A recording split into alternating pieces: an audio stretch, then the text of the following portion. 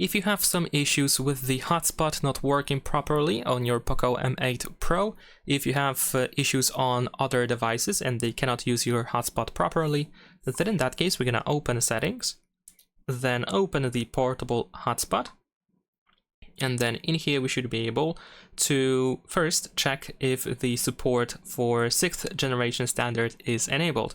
This is pretty much Wi-Fi 6, and keep in mind that some older devices or budget devices, they might not support Wi-Fi 6. So in this case, if you have this option enabled, you want to turn it off and see if that makes any difference, if the hotspot can be found on that other device. Now, besides that, there's also this option that allows the phone to automatically turn off hotspot, which usually happens after 10 minutes if no device is connected. But if you need more time, then of course we can just turn it off, which might be quite helpful.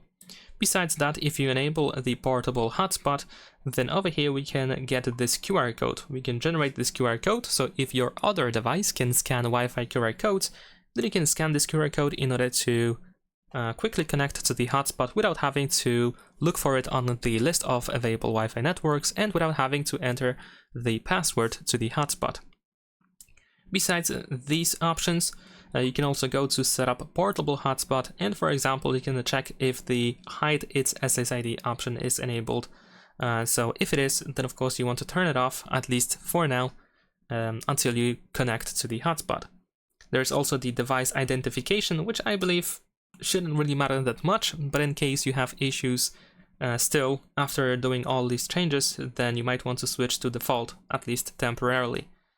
And remember that if you make any of these changes, use this check in the upper right corner.